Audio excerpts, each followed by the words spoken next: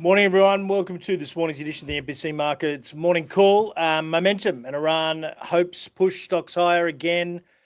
We are back within 0.5% of S&P all-time highs. And we've had Amazon now up 25% over the course of 3 days. They were pretty good, those earnings reports, but I'm not sure whether they were 25% good, but obviously that's driving things a fair bit higher. We had just general, I think 8 of the 11 sectors overnight were higher, so it was just a broad-based rally. Wasn't really much sort of switching around necessarily. We had Palantir having earnings after the bell as well. They're up 9% in the after hours. Their Q2 revenue was up 93% to 1.94 billion. They raised their guidance as well to about 8.15 billion as well for the year, above the street 7.72, and then their US commercial revenue was up 149%. We've got SpaceX tomorrow night as well, we've got a bunch of others as well, like Caterpillar, McDonald's, AMD, and SpaceX. Yeah, will be tonight essentially. The main focus will be the payrolls numbers at the end of the week for Fed watchers. But overall, we're very much focused on Q2 earnings season, running pretty hot at the moment. 86% of the 307 S&P have beat APS consensus, and now consensus for annual growth is at 47%, double a month ago. Look, realistically, if this is running as hot as it is, as hot as everyone says it is, and apparently the economy is in such great shape and they've got inflation, etc., we should be looking at multiple rate hikes. Overall, we're pretty positive sort of session really. I'm not entirely sure what's driving, what's necessarily driving this much optimism. But look, it is what it is, I suppose. Seeing a bunch of these energy sector names come back. Vertiv was up 9% overnight. Energy Fuels, Constellation up 5 or 6. You had some of the rare earths and critical minerals pop as well overnight, around about 5 or 6%. So it was a pretty positive session overall. I'll quickly bore you with the Iran situation. Basically called off a massive attack over the weekend.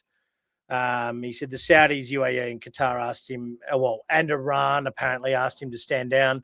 He wants to give them every last chance before he decapitates them. And Iran are still denying that they're even in talks, but according to President Trump, that's not the case. So, believe who you want to believe, essentially. So we're going to have obviously SpaceX, and we've got Merck and Pfizer as well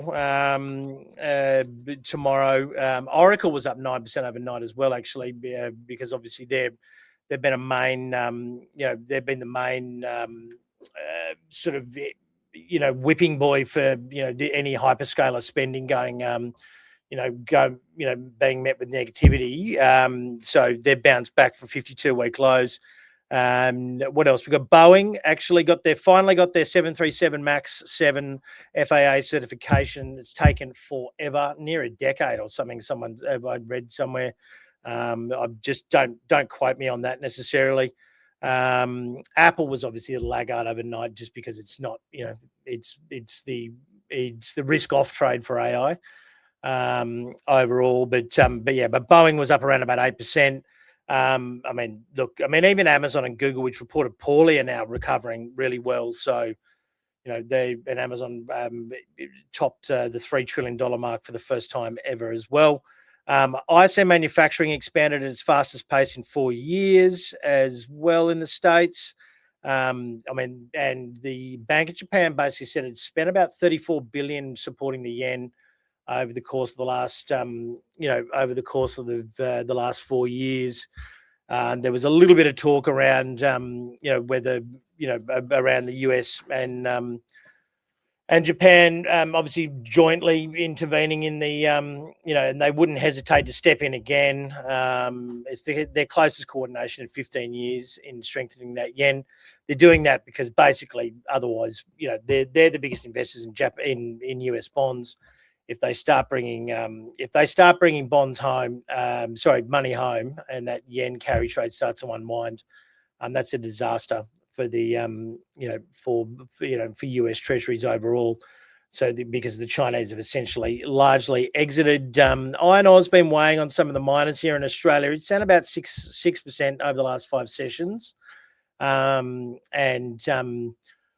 but you've seen uranium bounce back. Lithium was sort of flat, but obviously crude had its worst night in ages. Despite the fact that Hormuz is shut, but let's not let facts get in the way of a good story. And obviously gold and silver, copper, and those sorts of things still, a little bit higher overall. But yeah, that really does wrap it up. We've got a couple of earnings results coming out today. We've got Credit Corp, we've got COF, P&I in Australia, and I think Credit Corp's come out with this morning. For the rest of the week, we've got REA on Thursday, Block on Thursday as well, and then Nick Scali and ResMed on later in the week, but that could be a Monday as well. We've just got conflicting dates there for ResMed. So yeah, and possibly Bapcor as well. We've got conflicting reports there, and then AMP on Thursday, Light and Wonder on Wednesday, and Argo Investments on Wednesday as well. So we'll get a bit of a calendar out to you. Obviously, it's been really volatile in this chip sector. It started to settle down a little bit. We covered that on the podcast on Friday. Apologies for those of you on Spotify. I forgot to hit the publish button, which is a rookie error. So that's now available on Spotify, and it's available on YouTube as well. So you get in there and have a look at that. For those of you who watch the call, I'll be on the call today with Luke Larrity from Seneca, who's been all over the Fin Review after a great year. His small cap fund doing 20%, so well worth the watch, particularly more so him than me probably. And if you're looking for some income and you're just a little bit tired of all this volatility, we're running some stats into earnings season. Essentially, the dividend stocks that are above 5% dividend in Australia, on average are down 8%. So you basically, on those high dividend stocks in Australia at the moment, you're actually going backwards. If you're on total return, it's been pretty frustrating. In the last few earnings seasons have been a little bit scary for some of these, names, and particularly in the banks as well. Obviously, we're running ASX banks, but also an ASX diversified with CSL, Goodman Group, and Net Wealth, which is yielding around about the high 12s. So if you want, go to the homepage or go to mpcmarkets.com.au/income and have a look at what we've got there at the moment, and check out the fixed coupons. They're available to sophisticated and wholesale investors only, but great alternative. If you're in stuff for just the dividend, then these things are fantastic. You just watch a couple of the videos, get yourself familiarized. But yeah, if you want that easy and consistent income, and a bit more sleep at night, it's a great alternative, particularly if hybrids are rolling off. I think the last month and this month are two of the bigger months for hybrids rolling off. So in Australia, obviously, with the ASX 200 only currently yielding gross yields around about 3.3, this is a pretty